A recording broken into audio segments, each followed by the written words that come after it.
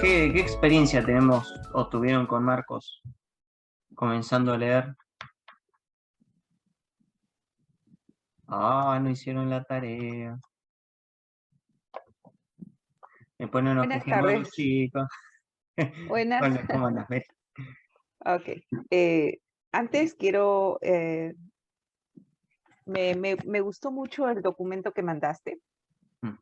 Creo que es un documento que nos invita a ver esa buena noticia, ¿no? A posicionarnos.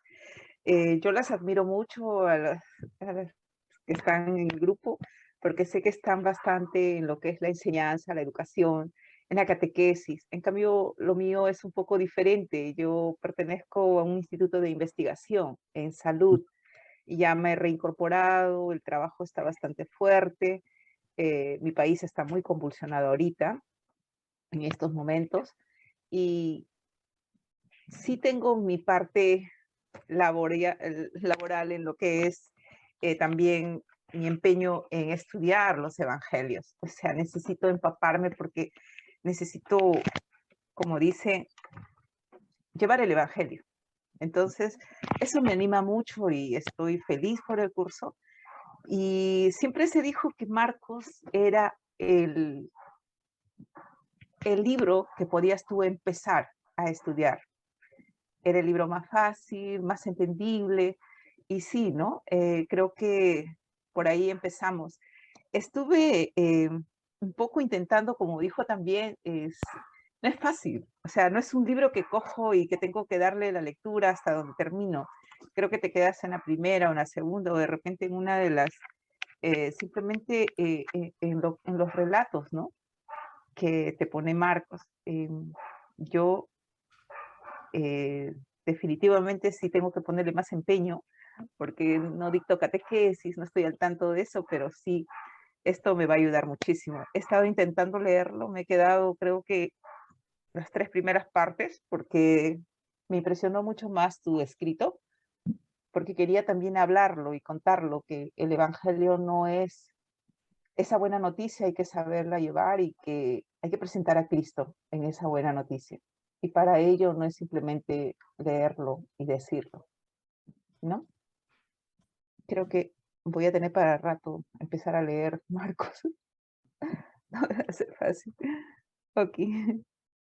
A ver si se me escucha ahora. Ahora sí. No, a mí me pasó como a Mirta lo que dijo al principio, ¿no?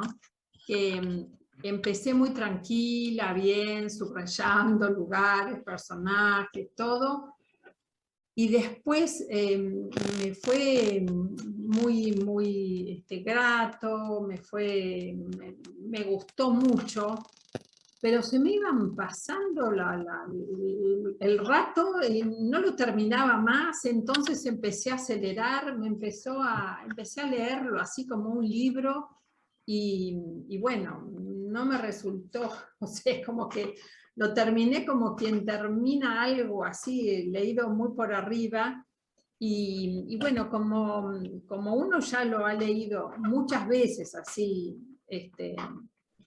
por partes, digamos, es como que lo conocen, ¿no? No es algo muy desconocido. Entonces, es como que me faltó mucho tiempo, ¿no? Para analizarlo, para ver el porqué de las cosas.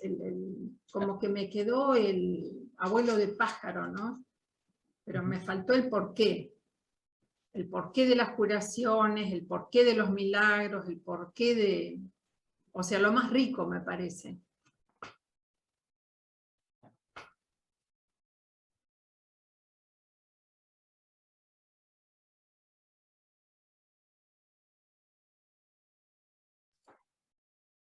Hola, Carmen.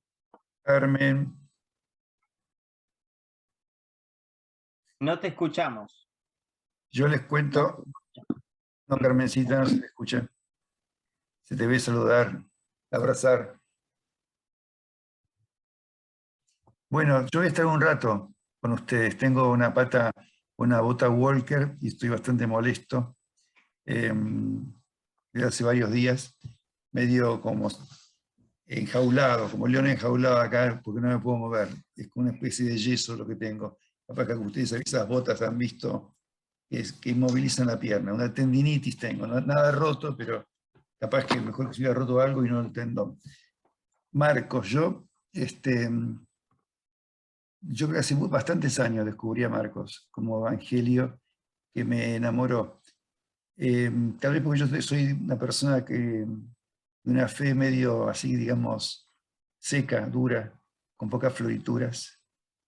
Una fe que va a lo esencial y deja de lado lo...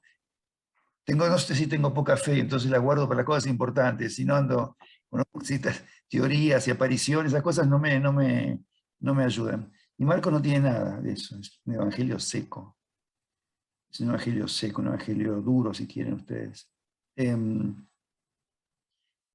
Que me cuestiona, porque bueno, Lucas, digamos, está hermosa, misericordia, las mujeres.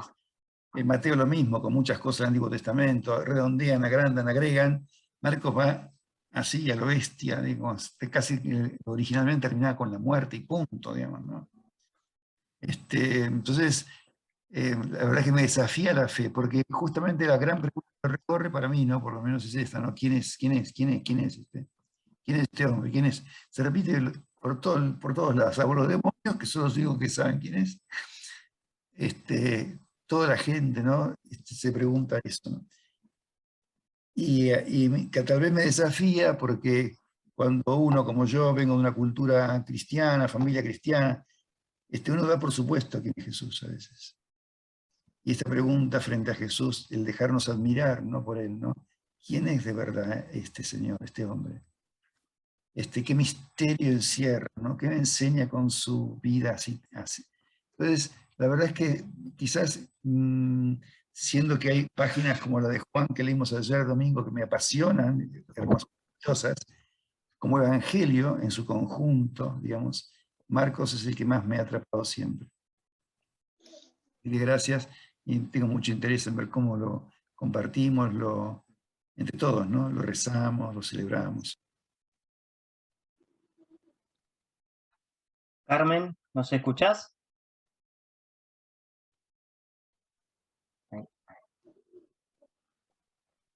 Carmen. Lo escucho, yo Sí. los escucho. Hola, Te escuchamos. Mil disculpas, cambió horario, cambió la hora en Chile, además tuve problemas con mi internet, así que mil disculpas. No hay problema. No hay Pero problema. qué rico que estoy con ustedes. Hola, Mary. La Adri, linda ella. Y mi querido padre Luis, que me da tanta tarea siempre. Me da tareas para la semana. Con sus reflexiones maravillosas, lindas. Eso. Bien. Pero no perderme, porque aquí yo vivo en Cerro, en Valparaíso, y es malo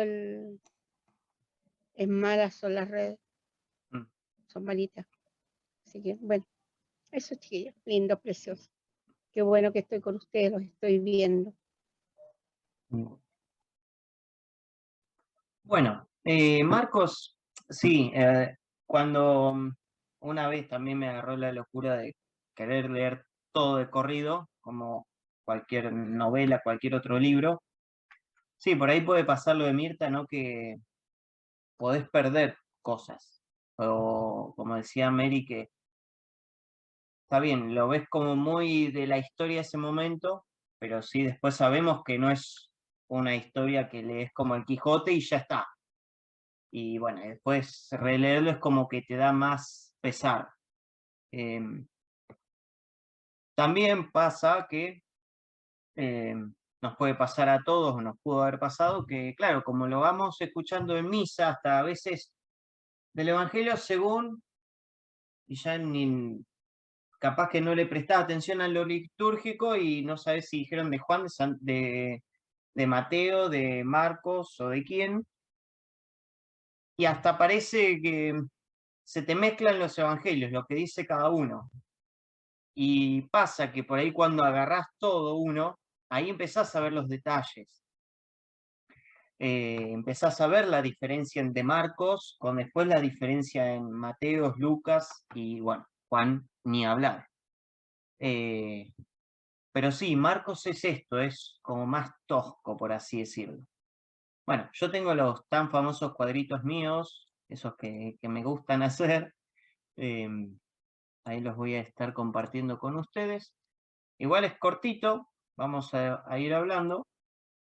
Pero, a ver, acá. Bien, empezamos así en blanco. Y nos toca, a ver, ahí está. Vamos a escribir un evangelio. Nos encontramos con que una persona escribió un evangelio y justamente Marcos funcionó de marco para el resto de los evangelistas porque fue el primero. A medida que nosotros vayamos trabajando los evangelios, en esta parte de a trabajar lo que es cada evangelista en sí, la introducción, vamos a ir viendo distintas cosas, por ahí los detalles más generales, y después de tema a tema vamos a ir puntualizando algunos más. Pero bueno, vamos a entrar en el gran marco que hizo Marcos para el resto de los evangelistas. Marcos, la autoría, comenzamos con el autor, bien, podemos decir que es Marcos, pero ¿quién era Marcos? Primero, no se sabe si Marcos fue el que realmente escribió. Acuérdense que en esto de los textos está mucho lo de la pseudonimia. Pero sí se atribuye, la tradición cristiana atribuye este evangelio a Marcos, a Juan Marcos. Esperen que voy a correr esto, acá. Ahí está. A Juan Marcos, un pariente de Bernabé, se suele decir que es el primo, un compañero de Pablo y Bernabé en muchas de sus misiones, y también se lo relaciona con Pedro en su actividad en Roma. Ahí están los textos para que después, si los quieren ir buscando después del encuentro de hoy, para ver más o menos dónde aparece este Marcos. Supuestamente sería la misma persona. No detalla si es de otro, pero más o menos se entiende que es la misma persona y se atribuye este evangelio a este Marcos, al pariente de Bernabé, compañero de Pablo y también compañero de Pedro. Más o menos se estipula que fue escrito entre el 64 y el 70 después de Cristo, aproximadamente. Ustedes recuerden que los evangelios no es, bueno, me siento con un pergamino y empiezo a escribir lo que se me ocurrió, sino que a veces es una recopilación o un proceso de investigación, como vamos a ver en Lucas, pero es más una recopilación de, por ejemplo, los discípulos cristianos de Colombia que escribieron algunas parábolas, después los de General Roca que tienen el recuerdo de tal milagro y tal evento, o en Chile que tienen la experiencia de la Pascua, la cena pascual, la última cena con Jesús. Entonces el evangelista va como recopilando todos esos datos y los establece en una narración, en un estilo de narración que es la que tenemos ahora. ¿Por qué se pone más o menos en estas fechas? Fíjense, cerca de los martirios de Pedro y Pablo, y también cerca del 70, que fue la destrucción del templo de Jerusalén, en manos de los romanos, obviamente. Y se piensa esta fecha y lugares por varios motivos. Ahora los vamos a ir viendo. Pero bueno, el lugar podría haber sido Roma. O sea, destinado a los cristianos de Roma. O un lugar fuera de Palestina, en un contexto y una cultura totalmente romana. ¿Por qué nos damos cuenta de esto? Porque hay explicaciones de costumbres judías, obviamente el judío ya las conoce, esto nos dice que son gente de afuera, hay palabras arameas, hay alusiones al derecho y horario romanos, hay explicación de monedas hebreas en su equivalente con las monedas romanas. Ahí hay una presentación de un romano, justamente, como el primero que descubre la identidad de Jesús. Entonces, esto nos da pistas de decir, bueno, este evangelio fue escrito para la comunidad de Roma, en la que estuvieron, en la que podrían haber estado Pedro y Pablo. ¿Qué tenemos ahora?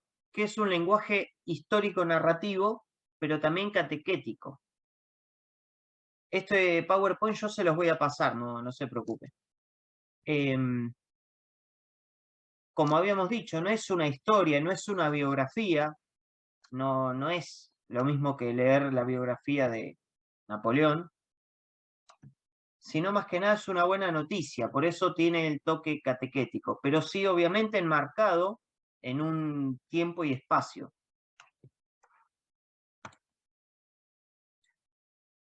Y lo más lindo de todo es que Marcos es supuestamente el creador de este género, es un género literario el Evangelio, es una buena noticia que con lo ocurrido o lo que más o menos se puede armar con lo que ocurrió con tal persona, en este caso Jesús, se deja más que nada una enseñanza, es didáctico. Incluso fíjense que siempre Jesús, me acuerdo que cuando estaba estudiando en el Raspanti, cuando estaba estudiando mi carrera, nuestro profe de Nuevo Testamento de Antiguo Testamento, nos decía que Jesús hace de bisagra, tanto en cada parte del Evangelio, en cada situación que ocurre, como también en toda la Biblia. Jesús es una bisagra, es totalmente una bisagra, o mediador. Y acá vemos, como decía Luis, este lenguaje más sencillo.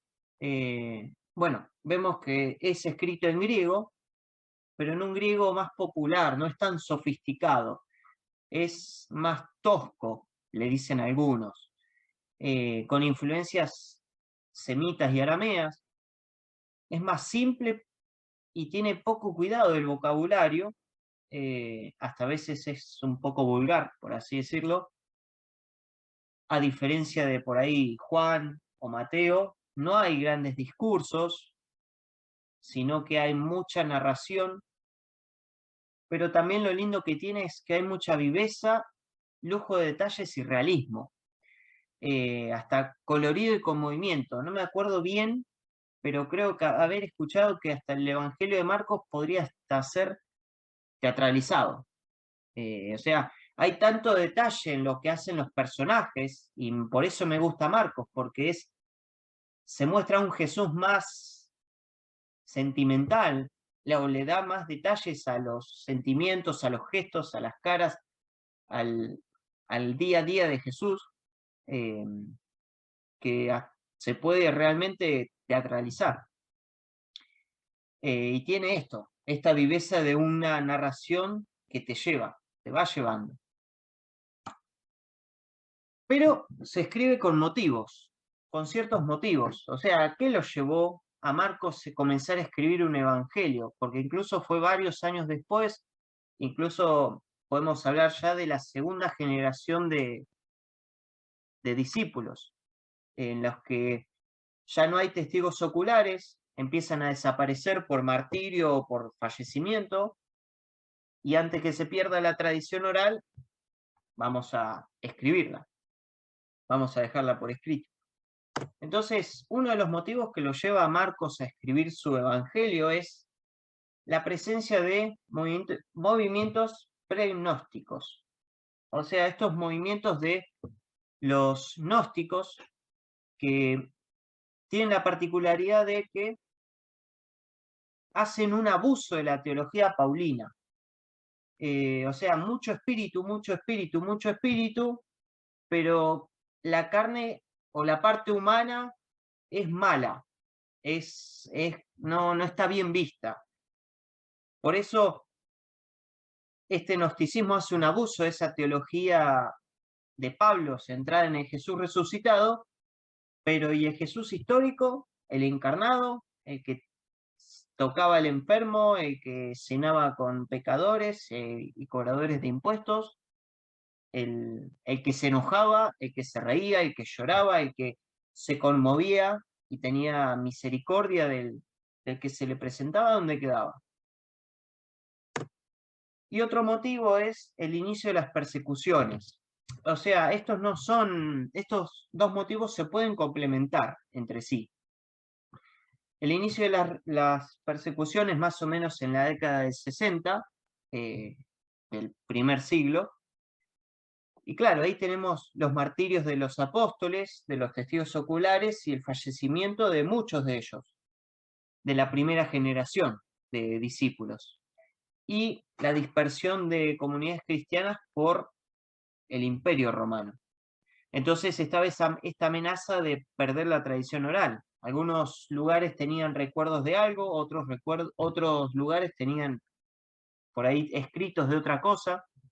Entonces, uno de los motivos es esto, recopilar las enseñanzas de Jesús o esa enseñanza, establecerla en un contexto, en una situación que diera respuesta a la comunidad que necesita recibir este mensaje.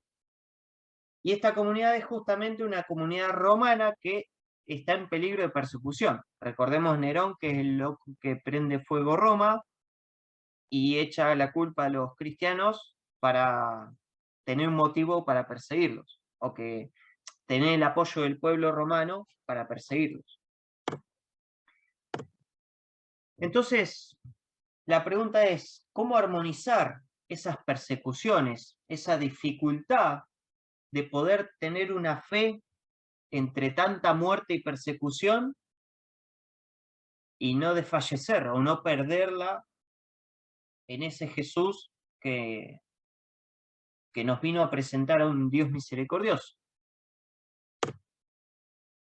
En estos destinatarios, en estos cristianos de Roma, podemos ver entonces que ahí Jesús les presenta a los perseguidos un Jesús sufriente, un Jesús que padece incomprensión, atropello de la gente de su momento, de su entorno, pero que él se mantiene fiel. Por eso vemos en el relato esto de que decía Luis, estas preguntas de ¿y quién es este? ¿Este no es el hijo de tal? ¿Qué autoridad tiene para decir esto? Y él constantemente diciendo, hasta incluso a los que lo siguen y duermen con él, preguntándoles, ¿cómo? ¿No entienden todavía? Y constantemente. También para que no pierdan la fe en el actuar de Dios. O sea, que no es necesario que Dios actúe, baje y elimine a los romanos de golpe, que no se crean cosas fantásticas, o sí, están bien los milagros, las curaciones, los exorcismos, pero más allá de eso. Eso es la presencia del reino de Dios entre nosotros, pero que no se base tu fe en eso, sino en que Dios está actuando. Y esos son algunas caras. Por eso tenemos lo del secreto mesiánico, que está muy presente en Marcos. Parece contradictorio a veces ver un Jesús que adelante de tanta gente cura enfermos, exorciza endemoniados, y está constantemente diciendo, insistiendo y hasta a veces detalla con mucho énfasis, guardar el secreto. Aún así me pareció raro, por ejemplo, en la curación del endemoniado de Gerasa, ese que tenía una enorme cantidad de demonios dentro, que estaba desnudo en el cementerio, vivía ahí, tenía una fuerza increíble, que en un momento le dice, andá y contá lo que te pasó. Bueno, ahí cambia un poco el speech. A uno le invitó a hablar lo que había vivido en territorio pagano, pero siempre con esto, el secreto mesiánico. ¿Para qué? Recordemos que el Mesías era visto como ese líder político y religioso que venía a reconstruir y a recuperar el reino de Israel. Entonces, de tantas veces que le dicen, es el Mesías, no es ese Mesías que te viene a liberar de Roma. Es más que nada, Jesús tiene esa intención de que no se confundan su ayuda a la sociedad con ese prometido desde añares, desde siglos, que también fue modificándose mucho. Por eso detalla mucho esto de que el centurión romano es el que proclama a los pies de la cruz que ese es realmente el Hijo de Dios. No en una situación de milagros, sino en una situación de total sufrimiento. Y por último, como decía Luis, el texto original terminaba en capítulo 16, versículos del 1 al 8. Vamos a ir ahí. Vayan buscando Marcos 16, del 1 al 8. A ver quién quiere leer. ¿Quién ya lo tiene y se presta a leer?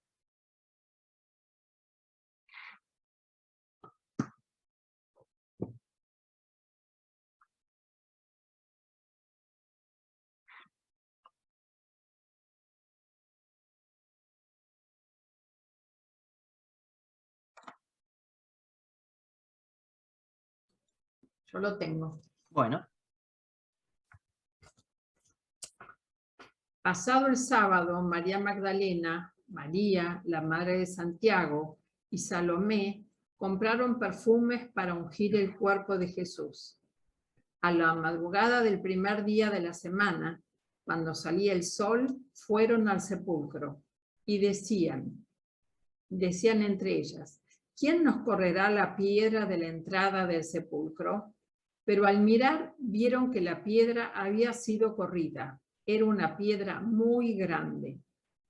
Al entrar al sepulcro, vieron a un joven sentado a la derecha, vestido con una túnica blanca. Ellas quedaron sorprendidas, pero él les dijo, no teman, ustedes buscan a Jesús de Nazaret, el crucificado. Ha resucitado, no está aquí. Miren el lugar donde lo habían puesto. Vayan ahora a decir a sus discípulos y a Pedro que él irá antes que ustedes a Galilea. Allí lo verán como él se los había dicho.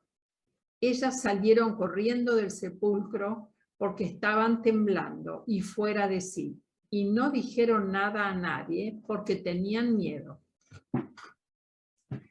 Bien, imagínense que el texto terminara ahí. Leemos todo el Evangelio de Marcos o leemos la resurrección. Bien, resucitó Jesús y termina que las mujeres que fueron al sepulcro y encontraron a este joven, bueno, abro paréntesis. Ese joven aparece solamente en Marcos, en algunas secciones. Es importante verlo. Hay algunos biblistas que le dan un sentido al joven que aparece. Incluso aparece así, el joven. No hay que confundirlo ni con el discípulo amado, ni con algún otro. Pero volviendo, el Marcos que terminara que las mujeres huyen aterrorizadas. Hasta ahí. Bueno, gente posterior a que se publique el Evangelio de Marcos, leyendo los otros textos, dicen, bueno, vamos a agregar una conclusión canónica, que es lo que como se llama ahora, que es un resumen de las apariciones de Jesús a los discípulos después de resucitar, e incluso con esto de el envío y la ascensión al cielo. Pero Marcos terminaba ahí, y no convencía mucho que terminara de esa manera. Entonces, por eso se agregan los versículos del 9 al 20, no los vamos a leer, lo van a leer ustedes, pero es esto de vayan por el mundo y proclamen la buena noticia, y todo eso es lo que ya sabemos nosotros. Bien, ahora, fíjense que esto es un poco para armonizar eso. Bien, Jesús sí vino, el enviado de Dios, pero él también está sufriendo o sufrió esas persecuciones y esa incomprensión que ustedes, romanos, cristianos de Roma, están padeciendo. pero como él se mantuvo firme, manténganse ustedes firmes en la fe, a pesar de.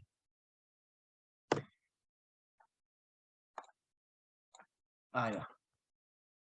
Y en Marcos tenemos una estructura muy simple, desde el capítulo y versículo 1 hasta el capítulo 8, versículo 30, donde ahí tenemos los principios, los inicios de la actividad misionera de Jesús, de la actividad pública de Jesús, donde hay actos milagrosos y exorcismos, y donde Jesús exige guardar silencio a todos los que cura, exorciza, con este sentido del secreto mesiánico, de que no se malinterprete el mesianismo. Concluyendo con la profesión de un judío, una profesión de fe de un judío, justamente Pedro. Marcos ha sido un compañero de Pedro, podría tenerle mucha estima, por lo cual le pone en su boca estas grandes palabras de tú eres el Mesías prometido. Y Jesús ahí es cuando les ordena a todos no decir nada. Después de esto, después de que se profese como Mesías, de que lo profesen los discípulos como Mesías, empieza con, pero el Mesías, pero el Hijo del Hombre va a sufrir, va a padecer persecución y lo van a asesinar, y ahí comienza con los anuncios de la pasión. Entonces, ahí tenemos ya la segunda parte, que es hasta, bueno, el final que hemos leído. Y después está el agregado canónico, la conclusión canónica. Pero ahí tenemos nuevas enseñanzas, esto de que el Hijo del Hombre debía sufrir mucho, y ahí Jesús presenta esta nueva imagen de Mesías. Y termina justamente con la profesión de fe de el centurión romano, un pagano, un romano que se da cuenta de quién es Jesús en el sufrimiento. Pero a diferencia de Mateo, Mateo nombra que se oscureció, cuenta que se oscureció el cielo, que hubo un gran terremoto, que se rajó no solo el velo del templo, sino que el templo se partió. No, esos eventos no son necesarios. Por lo menos en Marcos no.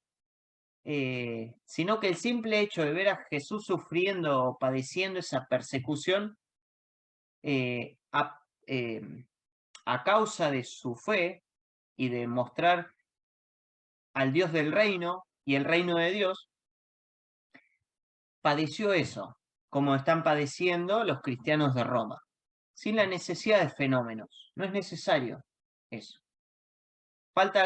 Solo falta creer en Jesús, escuchar sus palabras y seguirlas, y creer en Él, y construir el reino. ¿Va quedando claro hasta acá? ¿Alguna pregunta? ¿Algo que no haya sido claro yo?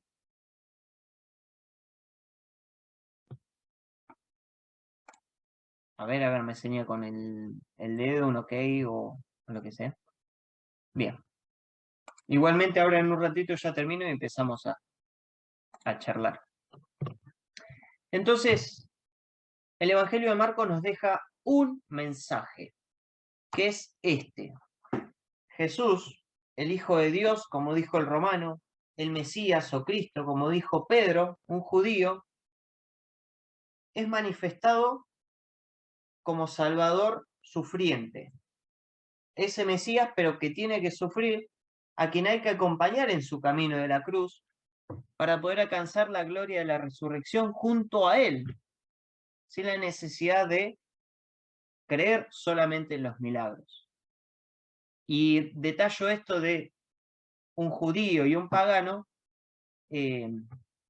para que vean, para que los cristianos que estén ahí sepan que es universal el mensaje, que no viene solamente a los judíos, a la gente de Israel, sino que su promesa es a todos. paganos inclusive, más que nada en la comunidad romana que estaba plagada de paganos. Así que bueno, eso es Marcos. Marcos es justamente el marco de referencia del cual después Mateo y Lucas van a escribir. Van a copiar algunas cosas, van a agregar otras, van a sacar otras, pero en Marcos tenemos un relato seco, duro, como decía Luis, pero también que, por lo menos lo que he visto yo, muestra un Jesús más detallado, un Jesús más sentimental, más emocional, que se enoja, que frunce el ceño, que siente compasión, y nos deja este mensaje ante, bueno, los cristianos romanos de esa época, ante la persecución. Ahora podríamos pensar nosotros qué mensaje nos dejaría Marcos en el siglo XXI, 2022. Así que ya está abierto el café, o lo que estén tomando. Ya abran los micrófonos si quieren y vayan comentando lo que les va apareciendo, lo que piensan, lo que sienten, lo que les generó saber esto de Marcos.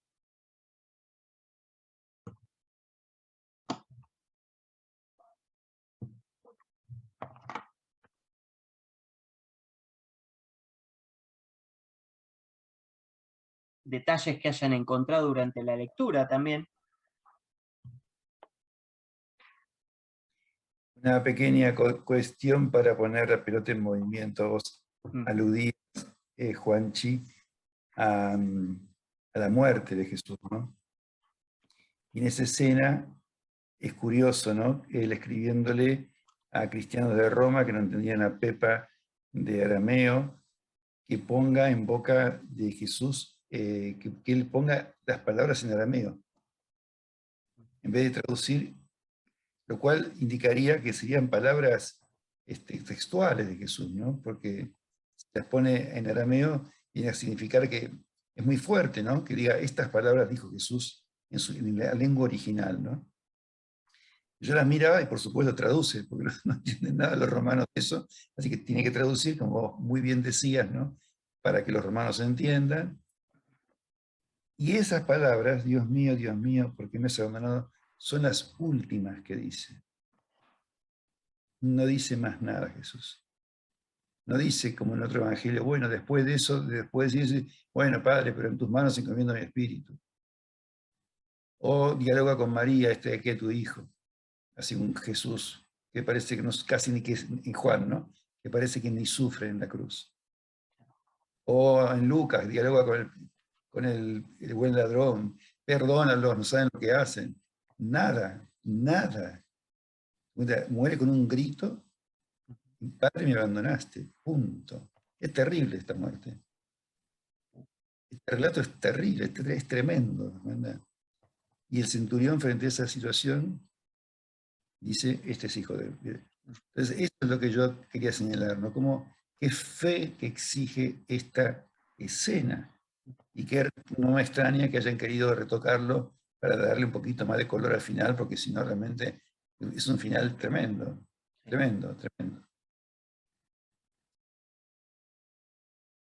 Sí, nosotros, ya que nos acercamos a la Semana Santa, nosotros vemos Via Crucis, hemos visto películas, ya no sabemos de memoria qué es lo que pasa, hasta hemos hecho el Via Crucis, lo hemos rezado, hemos hecho Via Crucis viviente, pero que sepan que todo eso, las 7 palabras, como decía Jaime, que están armando allá en su ciudad, es toda una mezcla de los evangelios. Y todo eso que nosotros vivimos cada Semana Santa tiene como columna vertebral lo que cuenta Lucas. Pero después, si nosotros agarramos los evangelios, cada evangelio tiene su cosa que no dice el otro. No es que está todo escenificado ahí en una pelota.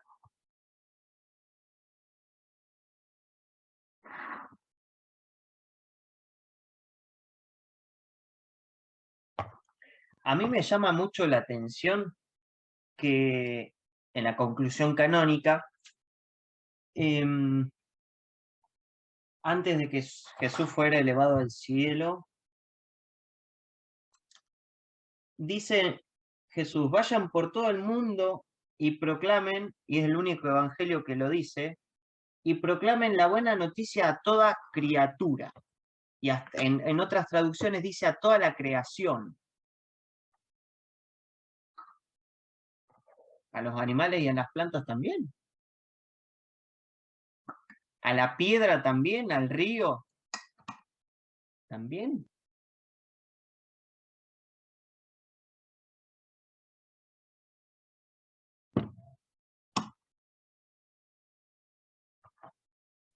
Yo destaco la importancia o sea, que le da como marca que él que Jesús hace las curaciones, saca, digamos, el miedo, inclusive las impurezas, los espíritus impuros, la legión, todo eso por la fe, ¿no? Como que es que la fe de la persona ha hecho todo eso, que es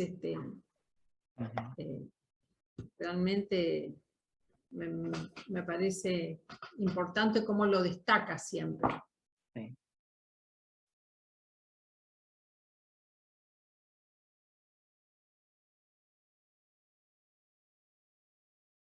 Aunque sea, vayan, si quieren, los detalles que hayan marcado de lo que fueron leyendo hasta donde llegaron.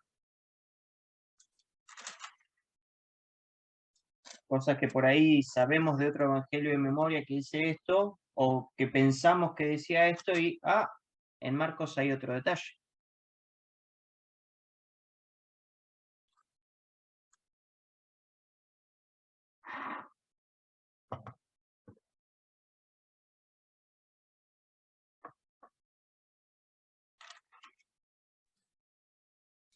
Lo del joven también es interesante en el sepulcro, porque otros evangelistas hablan de ángeles, ¿no? Y son dos, y acá es un joven nada más.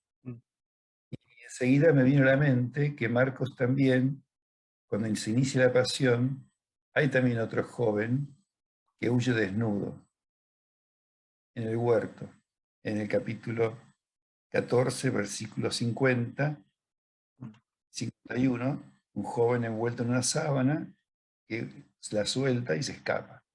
Y acá aparece un joven vestido, por ahí decían que somos nosotros, ¿no? Alguien comentaba que el joven es la imagen del discípulo, que en el primer caso lo quiere seguir a fuerza de voluntad, a fuerza o por curiosidad o por lo que sea, y no puede, es imposible, no puede seguirlo. Y en cambio el otro joven revestido de blanco es el hombre nuevo, digamos, ¿no? El testigo de la resurrección, el que recibe, el que es revestido por Dios, no con una sábana que uno se consiguió, una mala sábana que uno se consiguió para cubrirse, ¿no? Y que finalmente no queda desnudo, se le cae la sábana. En cambio la otra es como un vestido nuevo que Dios regala, ¿no? Esa túnica nueva. Era lo que hacían, después en el Apocalipsis aparece la túnica blanca de los testigos, de los mártires, ¿no? De los que siguen al Cordero. Pero es curioso ¿no? que al final, al principio de la pasión y al final, aparezca el joven, ¿no? Y no como un agregado canónico, sino en el Marcos original.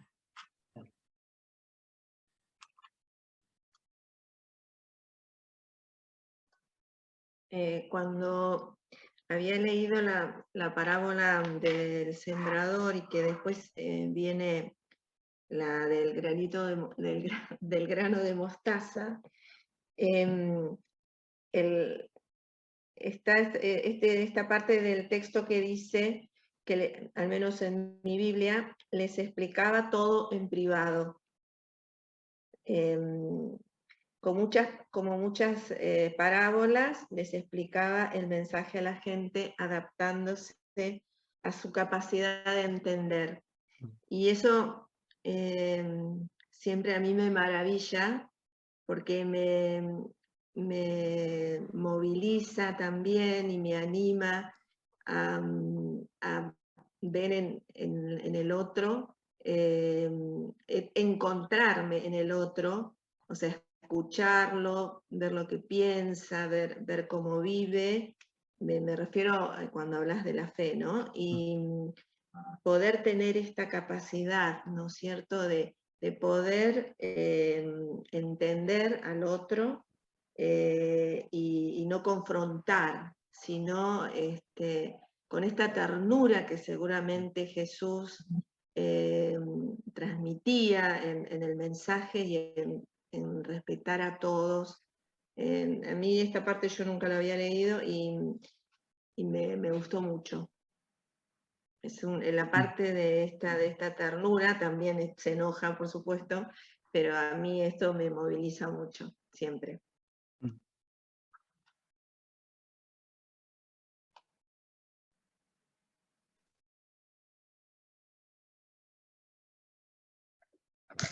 Yo quería destacar un poco la división que hiciste del Evangelio de Marcos en la primera parte, que decías quién es Jesús, ¿no? El darnos a conocer hasta el capítulo 8.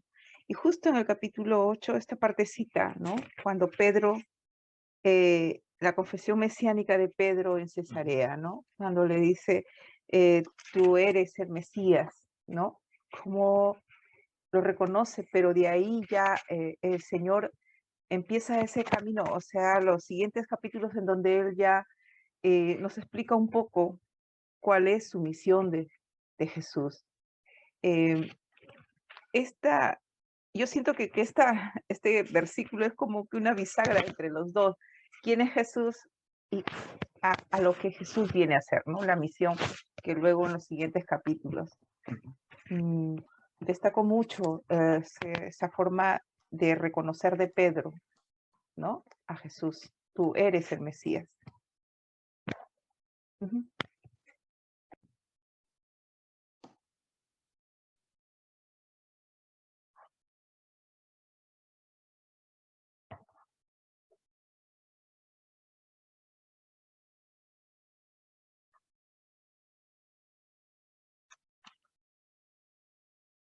Yo hoy me di cuenta de algo, leyendo Marcos. Yo incluso agarré una Biblia nueva que me regalaron el año pasado, que es justamente la Biblia de la Iglesia en América, que encima está buena porque las notas te van de fragmento en fragmento, te van diciendo las notas al pie de página. Y hoy me enteré de algo. Vayamos los invito si quieren, obviamente, al capítulo 4 y comienza en el versículo 35. Cuando me avísenme cuando ya lo tengan.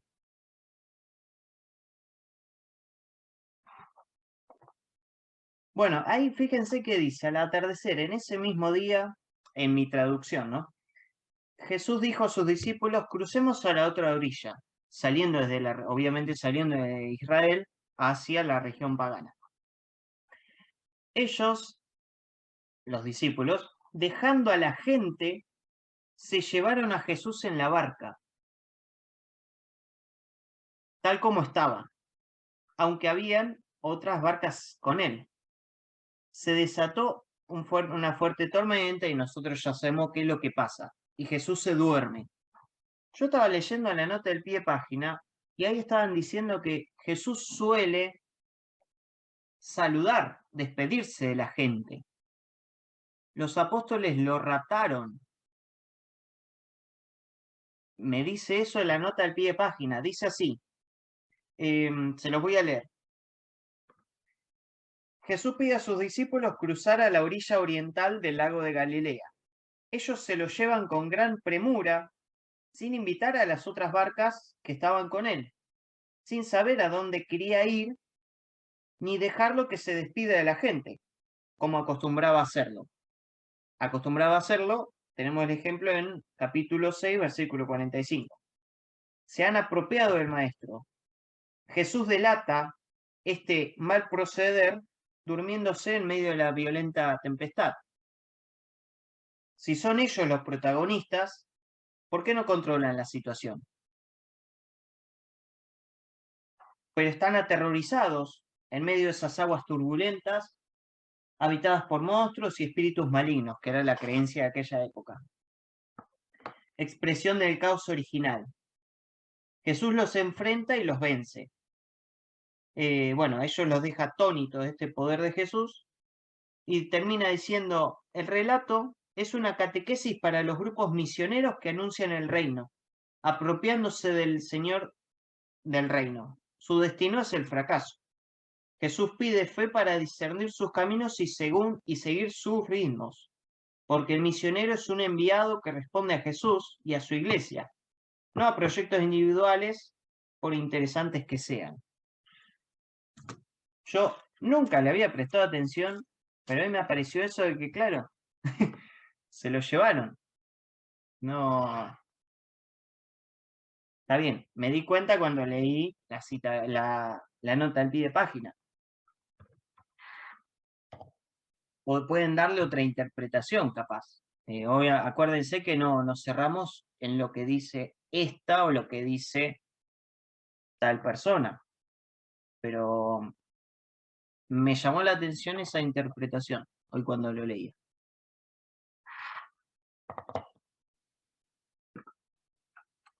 Sí, a mí también me sorprende un poco a veces la desorientación, el miedo, la sorpresa de los discípulos, ¿no? Que yo por lo menos creía que generalmente lo seguían y no le había prestado tanta atención o en otras oportunidades o sea, sí, en la barca cuando se arma la tormenta y eso, pero que ellos estaban desorientados ante el Jesús mesiánico, ¿no? Sí.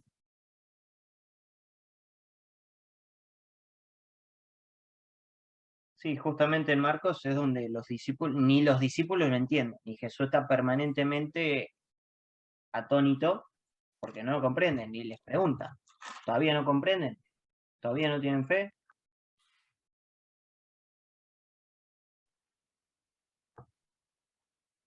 A mí como cosas que me llaman la atención, bueno, muchas cosas, y también en la línea de lo que compartía Luis y que decías vos también, Juan, me gusta mucho porque es un evangelio para estos tiempos, digo yo, ¿no? Para estos contextos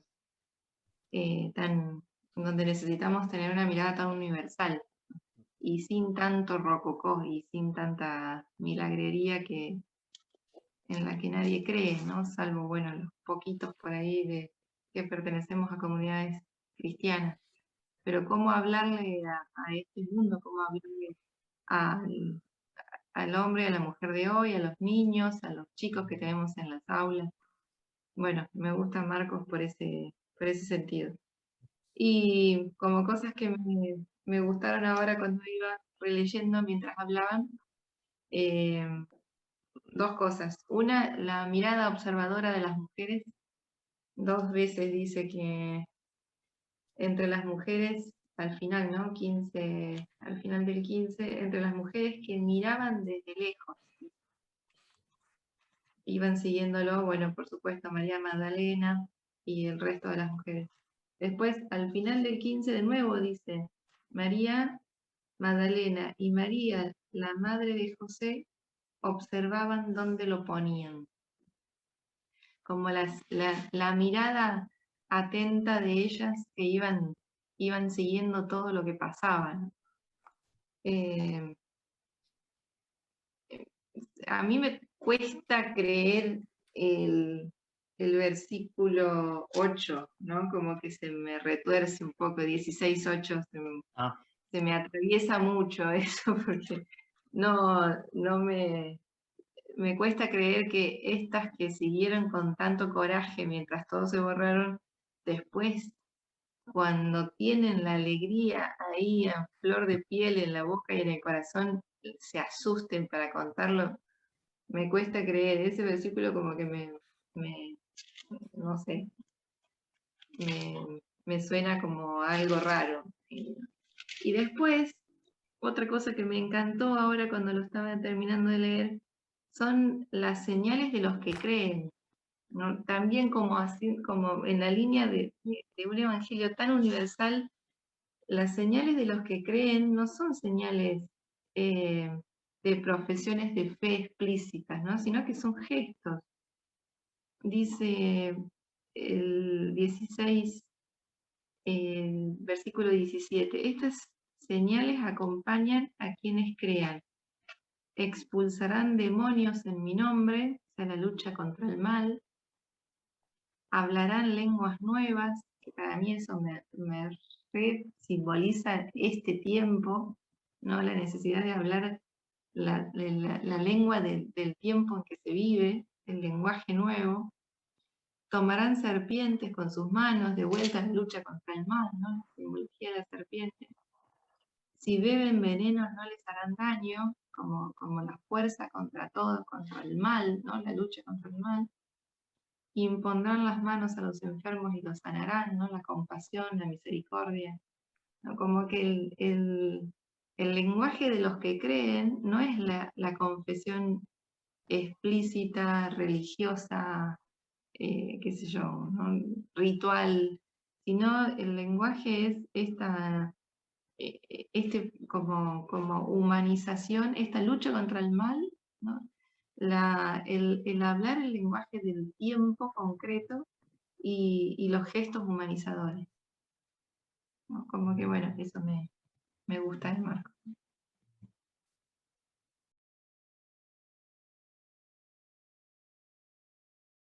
Yo ando con problemitas de internet, pero no sé si Adri justo dijo de los chicos en el cole, ¿no? A mí Marcos me gusta porque es un evangelio que habla mucho de la humanidad de Jesús.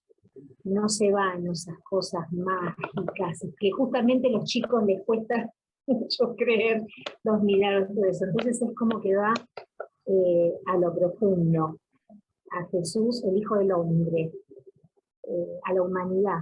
Soy como ustedes, vine para sufrirlo de ustedes, camino con ustedes, estoy acá. Y a lo mejor lo que decía Juanjo, y también creo que el padre en un momento dijo, bueno, secreto mesiánico, ¿no? Como que se revela ahí al final, ¿viste? En la cruz, ahí lo tenés el secreto, se revela ahí de uno de lleno, con esas palabras, que sea Eloí, Eloí, la masa Bactamín. Qué fuerte, ¿no? Ese es un grito, la soledad profunda, y cuántas veces nosotros también estamos así, en ese silencio profundo, no, que no sabemos, y creo que, no sé, como que el secreto, de una manera sencilla, Marcos lo presenta así cortito, no creo que es cortito porque lo lleno de eso, de humanidad, de los gestos, vos hablabas de las emociones. Creo que te imaginas esas escenas, no se lo digan a nadie, claro, porque me imagino que los judíos esperando ese Mesías glorioso, no sé, una cosa imponente, y este Jesús que es la antítesis, que te descoloca, viste que nos descoloca a todos con una genialidad, no sé, eso es lo que a mí me da Marcos me parece que disfrutarlo desde ese lugar, ¿no? De ese Dios que me habla en la cruz, que hay que pasar por ahí, sin miedo de pasar, que después viene lo mejor.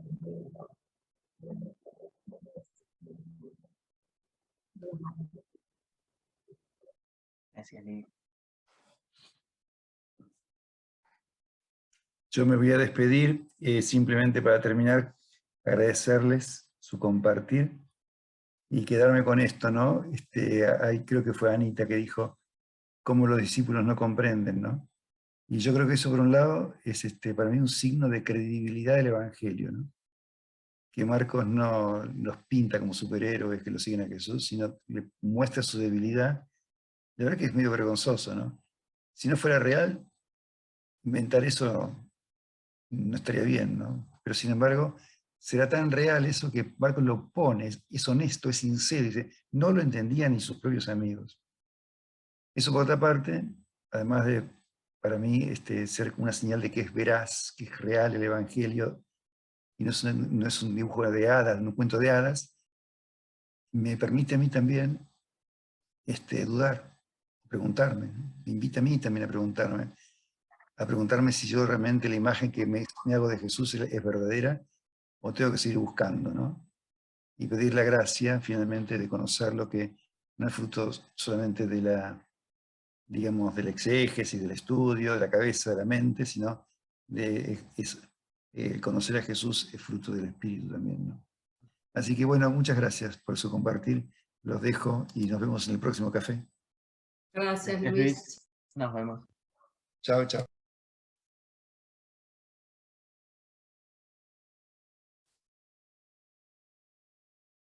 ¿Alguien más quiere compartir que le llamó la atención de Marcos? Que lo que hayan leído.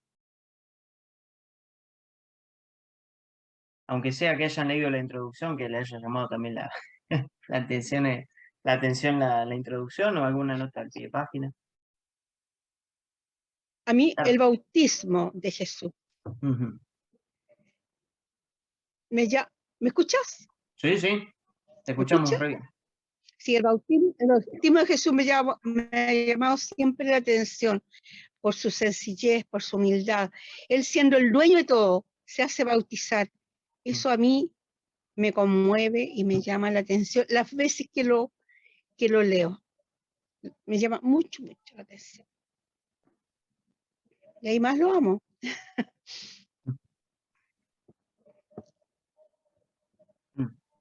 Hoy se Me acuerdo que me ha sobre caído eso. este internet. No.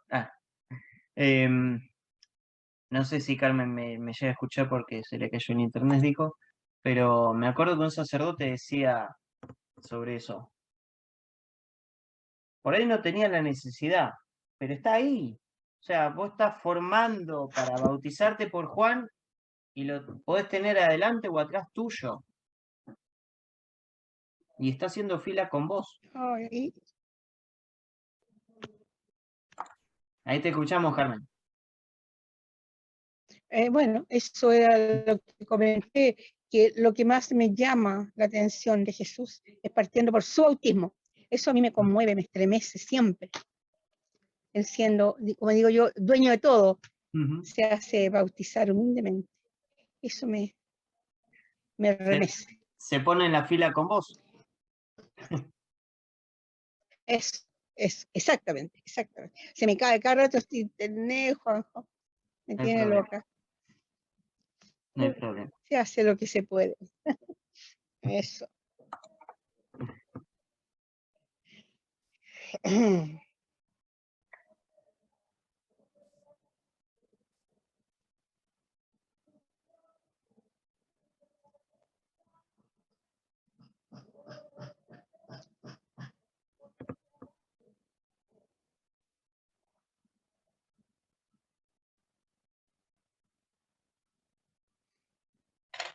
Comparto una cosita más. ¿Sí? Algo que a mí como que me fascina, me encanta, me gusta mucho, es que después un teólogo muy, muy importante, von Balthasar, va a escribir mucho sobre eso e invitar a ver algo que él le llama la estética teológica. La estética teológica, ¿se escucha? Sí. La estética teológica es la capacidad de poder ver la belleza de Dios en lo totalmente contrario, ¿no? En la no belleza, ¿no? Y dice von Balthasar que en la persona del centurión, cuando el centurión dice, este es el Hijo de Dios, él reconoce lo totalmente trascendente, ¿no? Él reconoce la presencia de Dios en un crucificado, ¿no? Es un poco lo que decía Luis, recién, ¿no? La crudeza, la deshumanización total, en eso, von Balthasar dice, en la no forma total, ¿no? Lo cual, bueno, lo vemos mucho en Cuaresma y en el Viernes Santo, ¿no? En la adoración de la cruz. En aquello que no tiene forma, aquello que no tiene, que es totalmente deshumanizado, él reconoce los trascendentales, ¿no? Él reconoce lo bueno, lo bello, ¿no? Todo lo sumum, digamos, lo máximo, lo reconoce en la cruz. Esa capacidad, von Balthasar dice que es la estética teológica. Y me hace pensar en cómo reconocer hoy a Dios, o sea, actualizar esa estética teológica en los crucificados hoy, ¿no? No justamente en lo bello, en lo que el mundo tiene por bello, ¿no? Lo que el mundo tiene por bueno, lo que el mundo tiene por qué sé yo, lo máximo, al contrario, ¿no? Lo despreciado por el mundo, lo que para el mundo es lo contrario a lo bello, bueno, ahí está Cristo. Me gusta mucho pensar en esto para poder reconocer a Jesús en esto, ¿no? En lo que aparentemente, en esta lógica distinta a la belleza.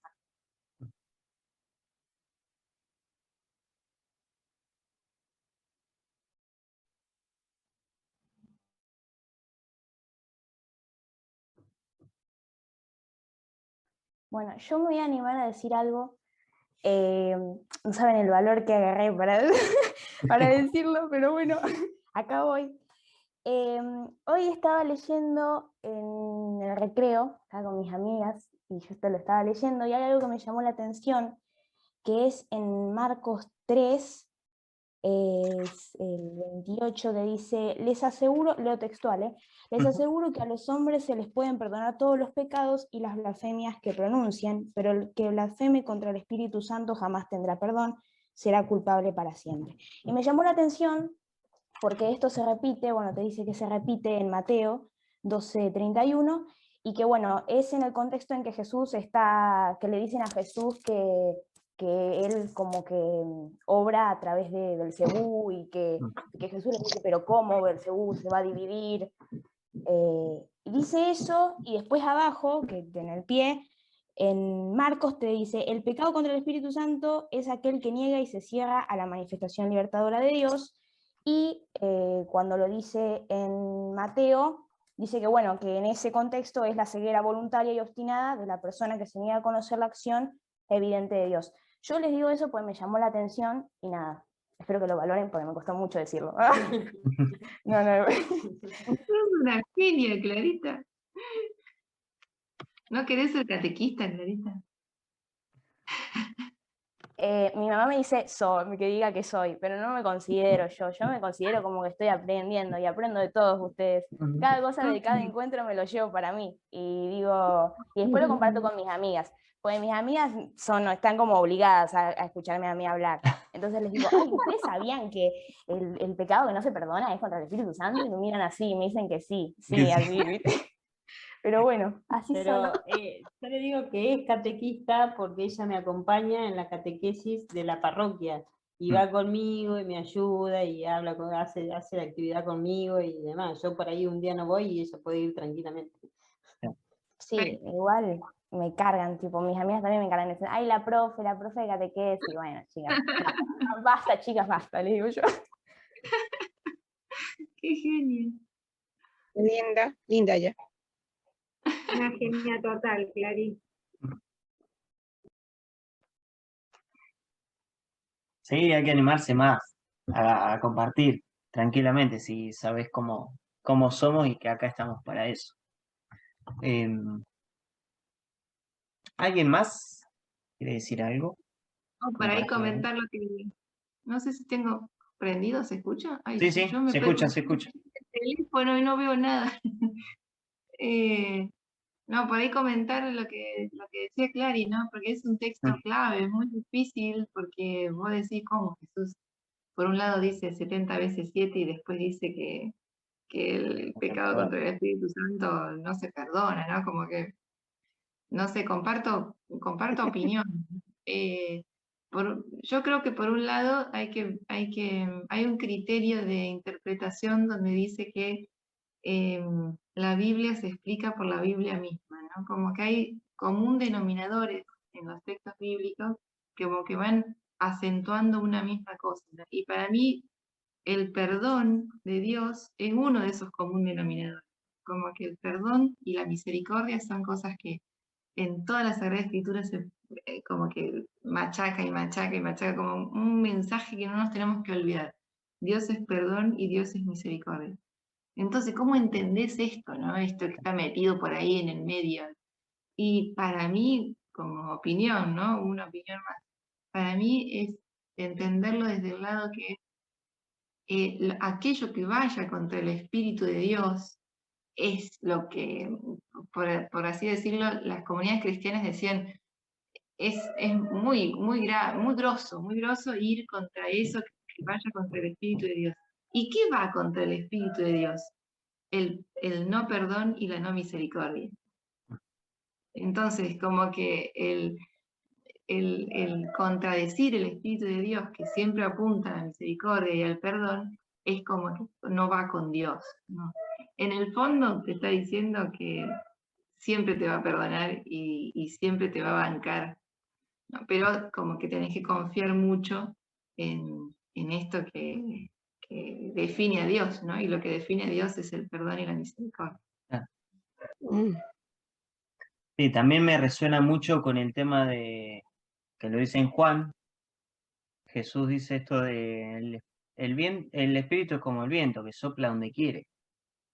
Y enjaular el espíritu, ya que muchas veces se lo representa como paloma, no podemos hacerlo. No podemos enjaular el espíritu.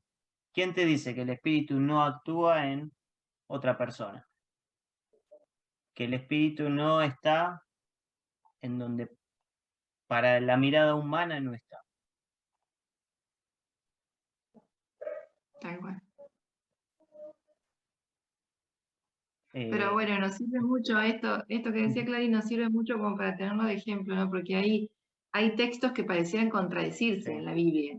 Decimos, y bueno, ¿y para dónde apunto? ¿Y para dónde tengo que creer, no? Si hay un texto que dice una cosa y otro texto que dice, bueno, hay como que apuntar para el lado de los común denominadores, ¿no? Los común denominadores en la Biblia son estos acentos fuertes, ¿no? Los acentos fuertes van por el lado del perdón, la misericordia, la compasión, la fidelidad, ¿no?